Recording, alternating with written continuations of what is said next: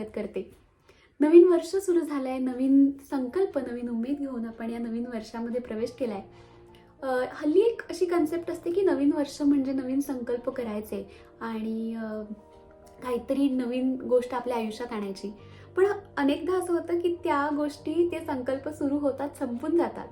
आणि इव्हन नवीन वर्षाचंच असं नाही, पण ओव्हरऑल रुटीनमध्ये सुद्धा आपल्याला अनेक गोष्टी आपल्या आयुष्याचा भाग करायच्या असतात, अनेक सवयी बदलायच्या असतात. पण जनरली रोजच्या रुटीनमध्ये ते काही शक्य होत नाही. सुरुवात जरी झाली तरी कुठेतरी ते मागे पडून जातं. आणि असं का होतं, या सगळ्याचा थोडा बारकाईने विचार केल्यानंतर काही गोष्टी माझ्या लक्षात आल्या आणि त्या गोष्टी या व्हिडिओच्या माध्यमातून मी तुम्हा सगळ्यांबरोबर शेअर करणार आहे. सो व्हिडिओ शेवटपर्यंत पाहत राहा. एखादी सवय अडॉप्ट करण्यासाठी त्या गोष्टीला आपल्या आयुष्यात खूप नाजूकपणे आणणं, सांभाळणं खूप गरजेचं असतं. आणि त्यामुळे या अशा 5 गोष्टी मी तुम्हाला सांगणार आहे, ज्या तुम्हाला एखादी नवीन सवय तुमच्या आयुष्यात आणण्यासाठी आणि ती शेवटपर्यंत तुमच्या आयुष्याचा भाग होण्यासाठी मदत करेल. पहिली गोष्ट म्हणजे पर्पज. एखादी गोष्ट आपल्याला का करायची, एखादी गोष्ट आपल्या आयुष्यामध्ये काय बदल घडून आणणार आहे, हे याबद्दल थोडासा विचार विनिमय करणं खूप गरजेचं असतं.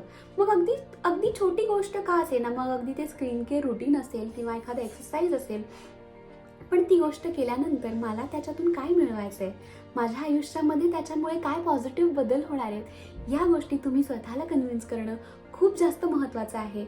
तरच तुम्ही रोज उठून त्या गोष्टी करण्यासाठी प्रवृत्त व्हाल आणि तो पर्पज तुम्हाला मदत करेल ती गोष्ट शेवटपर्यंत नेण्यासाठी.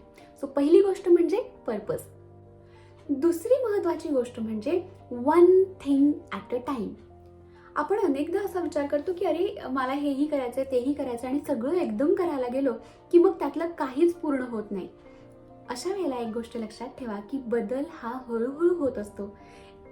एकदम अनेक गोष्टी घडून येत नाहीत. सो एक बदल एका वेळेला आपल्या आयुष्यात आणून त्याच्याशी जेव्हा आपण अडॉप्ट होऊ किंवा त्याच्याशी आपण कम्फर्टेबल होऊ, त्यानंतर दुसऱ्या बदलाकडे वळावं.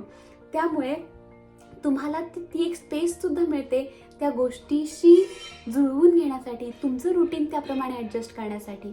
So one thing at a time. तिसरी गोष्ट म्हणजे make room for your habit. म्हणजेच त्या सवयीसाठी तुमच्या आयुष्यामध्ये जागा निर्माण करणं.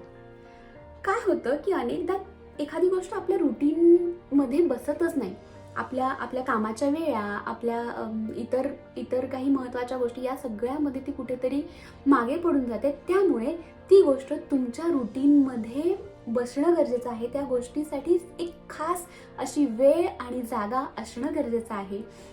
ती जर असेल तर 90% ऑफ तुमचं काम होऊन जाईल की त्यावेळी ती वेळ फक्त त्या गोष्टीसाठीच दिली जाईल आणि त्यामुळे ती गोष्ट पूर्णत्वास जाण्यास तुम्हालाही मदत होईल आणि कुठेतरी तुमचं रुटीन सुद्धा त्याने डिस्टर्ब होणार नाही. चौथी गोष्ट म्हणजे daily write down your progress.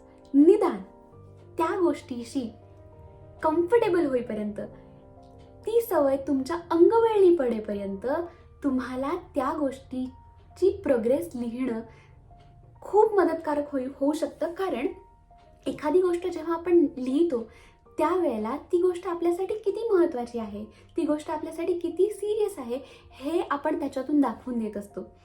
आणि कुठेतरी ते आपल्या सबकॉन्शियस माइंडमध्ये सुद्धा इम्प्रिंट होत असतं आणि त्यामुळे ती सवय तुटण्याचे किंवा ती सवय मागे पडण्याचे चान्सेस खूप कमी होऊन जातात. आणि शक्यतो महिनाभर तरी जरी तुम्ही हे फॉलो केलं तर तुम्हाला ती सवय तुमच्या आयुष्याचा भाग होण्यासाठी नक्कीच मदत होईल. पाचवी आणि सगळ्यात महत्त्वाची गोष्ट म्हणजे रिस्टार्ट. असं होऊच शकतं की एखाद्या दिवशी नाही आहे तुमचा मूड किंवा एखाद्या दिवशी काही कारणामुळे नाही जमलं एखादी गोष्ट करायला. सो त्या दिवशी डिमोटिवेट न होता किंवा ती गोष्ट तिथेच सोडून न देता पुन्हा एकदा स्टार्ट करणं की मी करू शकते, माझ्याच्याने होऊ शकतं, हे स्वतःला समजावून पुन्हा एकदा स्टार्ट करणं म्हणजेच रिस्टार्ट. आणि हा खरं तर आयुष्याचाही मंत्र आहे की काय झालं, एखादी गोष्ट बिघडली तर, बिनसली तर पुन्हा एकदा स्टार्ट करूयात. आणि याच नोटवर हा व्हिडिओ मी इथेच थांबवते. मला नक्की सांगा तुम्हाला या टिप्स कशा वाटल्या. या तुमच्या आयुष्यात तुम्ही फॉलो करू शकताय का? आणि जर तुम्ही काही वेगळं फॉलो करत असाल तर तेही मला कमेंटमध्ये नक्की सांगा. हा व्हिडिओ जर आवडला असेल तर लाईक करा, शेअर करा आणि सबस्क्राईब करा माझ्या चॅनलला. आणि तुमचा फीडबॅक माझ्यापर्यंत नक्की पोहोचवा. मी सुद्धा या सगळ्यातून शिकतेय. सो ही या जर्नीसोबत आपण एकत्र ग्रो होऊयात. आणि हा व्हिडिओ शेवटपर्यंत पाहिल्याबद्दल खूप खूप धन्यवाद.